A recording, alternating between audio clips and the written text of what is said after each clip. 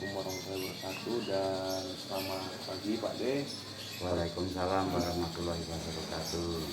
Perkenalkan, nama lengkap Azam Gading Azam Purnama, Ya, selaku mahasiswa dari Amikom ya, dalam rangka ujian akhir semester ya. di Amikom dari mata kuliah cakapan antar personal. Di sini Azam minta izin untuk mewawancari Pak De seputar kesuksesan Pak De sampai sekarang. Ya, Pertama-tama Azam mau nanya ibaratnya data lengkap atau data diri Pak D gitu, ya. daftar nama, tanggal lahir. Kalau Pak D lahir di Palembang tanggal 25 bulan 10 1962. Jadi usia Pak D sudah 60 tahun. Ya, Untuk di Palembang, domisili di Palembang kurang lebih berapa lama ya Pak D? ya cuman sekitar 5 sampai 6 tahun. 5 tahun. Pindah ke Jogja. Pindah ke Jogja. Ya, Pindah ke Jogja ikut orang tua. Orang tua. Ya, Ikut orang tua tuh ibaratnya masih susah Pak D. masih kecil Masih dulu. kecil. Masih kecil. Ya. Dari Jogja ini kira-kira Pak D apa yang paling Pak D dari masa kecil saat itu Pak D yang paling Pak D? Ya, kalau di Jogja itu kan gini Jam, kalau masalah kecilnya itu ya apa-apa itu kan kalau di Jogja itu ibaratnya makan murah. Nah, itu jadi lingkungan nggak kayak yang di Sumatera. Iya, Pak D. Lingkungan lebih enak di Jawa daripada di sana. Untuk perbedaan dari Jogja dulu sampai sekarang ada nggak Pak D? Ya, lebih enak sekarang daripada dulu. Ya, waktu masih kecil kan ya yang namanya dulu kan susah kalau untuk makan. Biarpun Pak D ini bapak Pak D ini kan pegawai negeri, tapi kan susah. Ya, mungkin masih kurangnya pedagang-pedagang mungkin ya Pak D. Iya, lagi Terus pula masih cari mahal juga. uang sulit itu. Kemudian kapan kira-kira Pak D punya kesuksesan ini? Bisa dijabarin dulu Pak D, Ya. sekiranya kesuksesan yang Pak D capai sampai saat ini. Ya, Pak D nikah pada tahun 1986.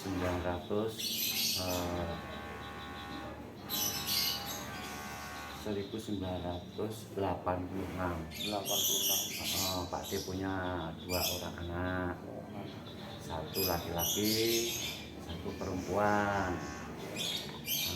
Itu waktu itu Pak D masih jadi seorang sopir kena truk dulu 4 tahun kena truk 4 tahun. Dan itu saya Pak D kan jadi sopir truk sampai tahun 2016 Pak SBY jadi presiden. Nah itu dalam segi anunya itu kan ya ada enaknya dan ada enggaknya. Waktu dulu masih cari kerjaan, waktu itu kan masih muda, cari uang masih muda gitu. Pada tahun 96 moneter, nah itulah bisa cari kerjaan itu angkutan susah, moneter barang-barang mahal itu. Waktu dulu ibaratnya spare part mobil itu kalau roda truk itu ban truk itu harganya cuma 275.000, moneter menjadi 800 sampai 900.000. Berarti hampir 2 kali lipat Pak D. Iya, itu. Dan segitu Pak D terus bekerja akhirnya kan nggak mampu Jam. Nggak mampu lah, mobil itu tahun 2016 kalau nggak salah itu Pak SBY jadi presiden itu 2006. dijual. Jual. Nah, udah nggak bisa istilahnya itu nggak bisa ngasih eh, pendapatan. pendapatan pengeluaran banyak terus, akhirnya tak jual. Jual. Tuh. Tapi penjualan pun masih sulit juga ya Pak. Sulit, waktu dulu aja cuma tak jual sekitar lakunya 10 juta. 10 juta. Pembeliannya Pak deh? Pembeliannya kan lebih murah dulu saat aku beli. Dulu belinya itu sekitar harga 67 juta. 67 juta. Itu pun kredit dulu. Nah, kredit, sudah kredit, tak jual, sudah selesai, kerjaan nggak ada, tak jual. Aku sudah nggak ada kerjaan, aku jualan minyak bensin di pinggir jalan. Minyak bensin. Iya Pak deh. Ya, Untuk penjualan minyak bensin itu kira-kira berapa lama ya Pak? ya kurang lebih sekitar 3 bulan. 3 bulan. Nah, 3 bulan itu masalahnya gini, kadang-kadang laku, kadang-kadang enggak. Nah, itu kadang-kadang laku, kadang-kadang enggak. Akhirnya beralihlah aku ini tukang rosok itu. Rosok itu hasilnya bagus. Bang rosok itu bukan Kan beli kardus dijual lagi. Nah, itu barang rosokan itu sebetulnya hasilnya bagus. Nah, bagus itu hasilnya. Nah, setelah itu anak-anak saya kan sudah ini waktu dulu SMA agama Mbak Nita dan Mbak Nita ini anak pertama ya itu dulu waktu itu sekolah di agama, waduh biayanya banyak. Nah, akhirnya saya alhamdulillah selesai dari sekolah SMA agama. Nah, tadi soalnya itu SMA negeri 1 Ngagli. SMA negeri 1 Ngagli. Dan mereka itu sudah pada lulus semua. Akhirnya anakku bilang, Pak, kalau kita kayak gini terusan nggak bisa maju Pak. Gimana? Kita aja usaha sablon. Dulu kan setelah itu sablon di Mason itu tempat orang. Lihat kok hasilnya bagus. Nah, dia bukalah sendiri Pak Di. Ya itu bagel konveksi itu. Nah, setelah itu kan dia dapat dapat job dari mana-mana, alhamdulillah dia maju.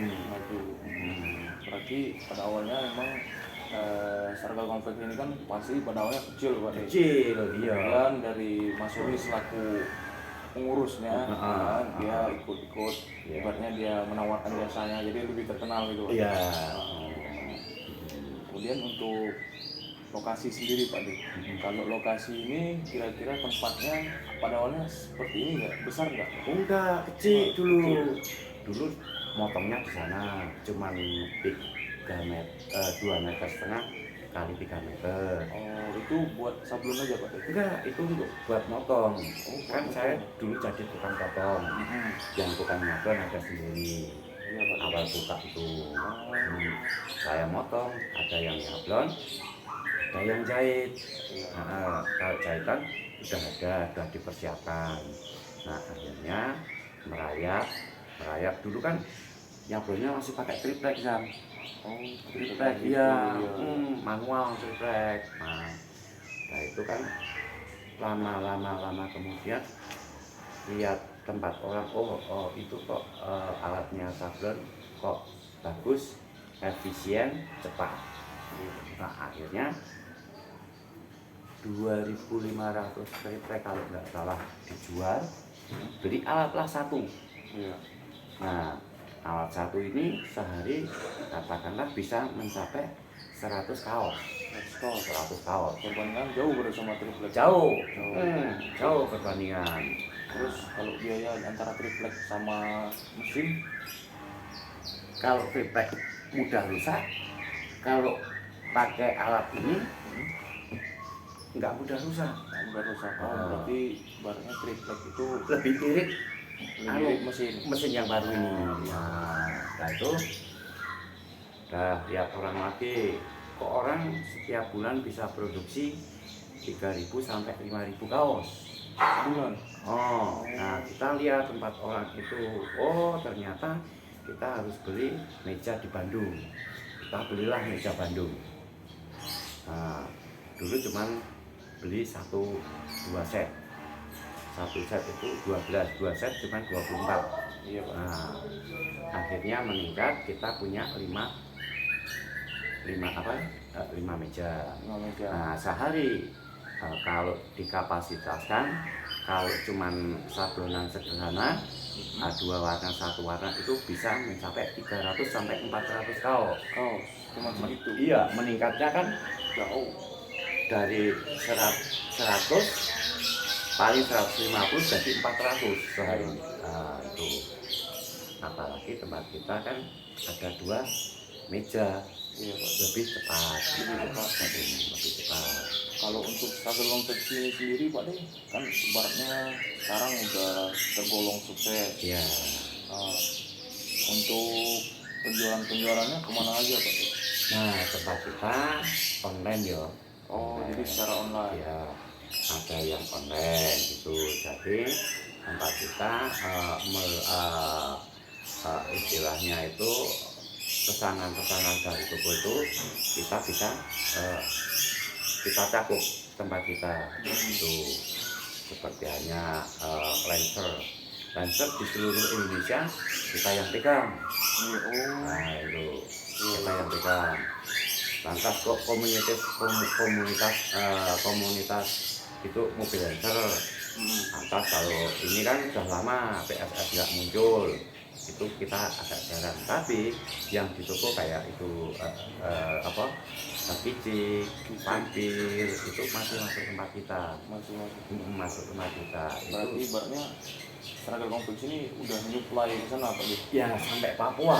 Sampai Papua. Bahkan kalau kita ya waktu belum nggak ada corona ini, kita sampai Malaysia, sampai Sydney California. Nah, gitu. Jadi Karena COVID ini ya Pak? selama COVID ini, tapi alhamdulillah biarpun COVID, kalau rata-rata dalam 1 bulan ya bisa mencapai 5.000 sampai 6.000 kaos. Tetap banyak Pak. Masih banyak. Kalau hari raya bisa mencapai di atas 10.000. Hari raya Idul Fitri. Iya, di atas 10.000. Berarti permintaannya langsung banyak gitu Pak deh? Ya berapa toko? Pampir, Kicik, Lancer. Ini yang nggak masuk kan Redsit. Nah ini Blues, lantas Teenager itu kan masih kita. Toko-toko itu yang istilahnya itu yang sudah kelasnya tinggi-tinggi itu masuk tempat kita. Masuk semua rata-rata.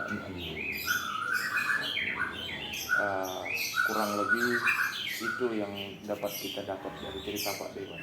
Untuk terakhir Pak De, pesan untuk mahasiswa muda-mudi sekarang yang lagi susah gitu gimana? Nah itu gini, ya maaf omong aja, yang penting sebagai mahasiswa, biar itu agamanya Kristen, biarpun itu Hindu, biarpun itu Islam, yang penting satu ya, bisa nggak bisa kalau istilahnya itu, kalau setiap sudah sembahyang ya doakanlah kedua orang tuamu.